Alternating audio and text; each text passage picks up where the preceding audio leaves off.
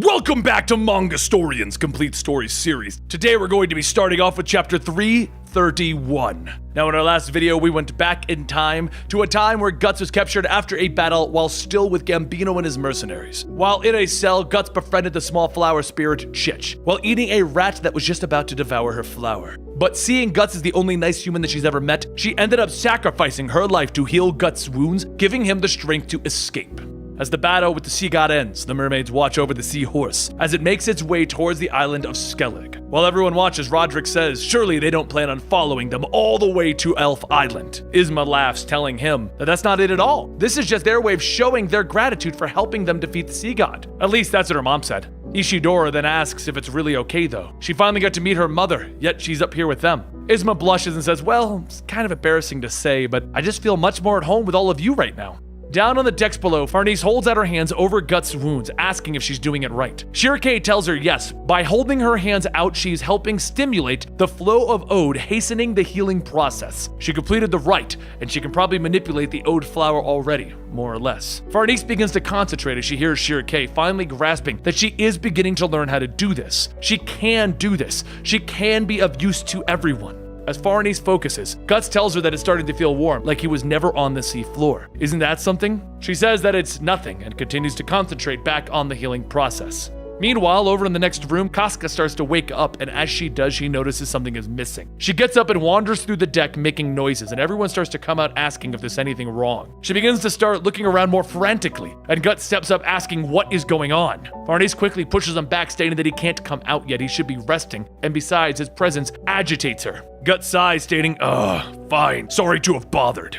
As everyone starts to go back to their rooms, Farnese helps Casca back to hers, and Puck pops out stating that he knows what's wrong. Casca was looking for the black-haired boy who seems to have disappeared. A short while later, one of the crewmen tells Roderick that they searched all over the ship. The boy is nowhere to be found. Roderick looks back at Shirake asking if she could sense anything, and she says no. His ode is different, but it is not on this ship. Ishidora then asks if it's possible that he may have fallen off. And Isma says that that couldn't have happened. There are so many mermaids in the waters, if he did fall, they would have noticed. While everyone starts to try and come up with theories, Shirake says that it's just like last time when they met the child. It was under a full moon. Magical forces are much stronger under the full moon. It's twice now that the child has appeared before them only to vanish without a trace. Ishidora then asks if he's like a ghost. And Shirake tells him that the child's ode is certainly different, but he did not seem to cause them any harm. It could be possible that the child is an envoy from Elf Island, come to observe them, or maybe not. It could just be the Flower Storm King's avatar. While everyone discusses their thoughts, Guts lays back down on his bed staring at his hand. He watches as it begins to tremble and he clenches his fist to try and stop it from shaking. He looks up at the swinging lantern and he rolls over to try and get some sleep, and soon he begins to think back to what the Skull Knight told him. The more he fights in the Berserker armor, the more things like light and warmth begin to fade. The ode inside of the armor is a fire that can never be extinguished. Its coals never fully burning out and eventually flaring up into an inferno. Even with all the preparations that he does to try and avoid it, the more that he wears it, the less human he will become.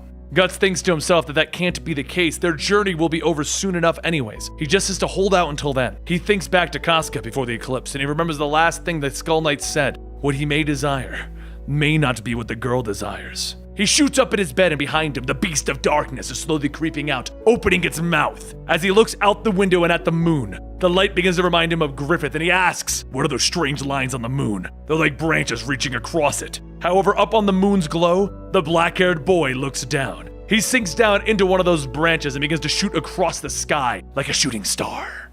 As Guts and the other continue to sail closer to Elf Island, there's another story unfolding. In the outskirts of the Midland Territory, a group of carriages race down a narrow path towards the woods as a horde of trolls gets closer and closer, ready to pounce on them at any moment. In the last carriage, a man calls out that he's got this, and he begins to spin a crank that is mounted on a strange device. Suddenly, the bolts begin to fire out of the device, hitting a good chunk of the trolls. Erica starts to feed more bolts into the hopper, and Rickert goes back to spinning the crank, stating that this is barely enough to thin the herd. We gotta move faster! The man driving yells that there are 2 more carts in front of them filled with people that can't go any faster. Rickard focuses on spinning the crank when he hears a click, signaling that the hopper has run empty. Erica leans out dumping a box of caltrops, causing the trolls to start tripping, and Rickard yells, "Hey, be careful!" The trolls behind the front line start climbing over the ones that have fallen, and Erica yells, "Oh, that's no good."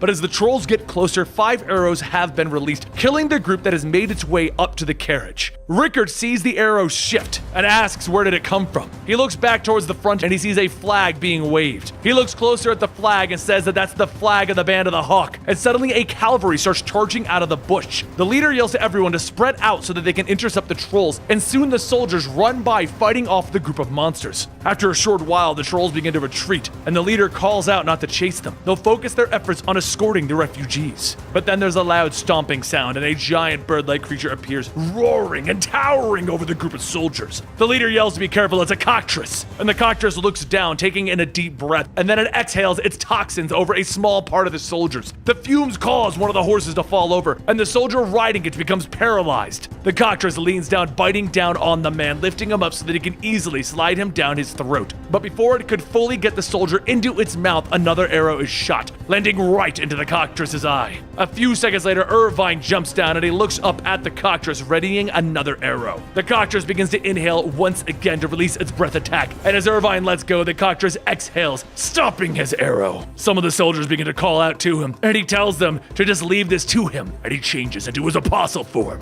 He starts to pull back on the giant arrow and bowstring and takes aim, and then he fires.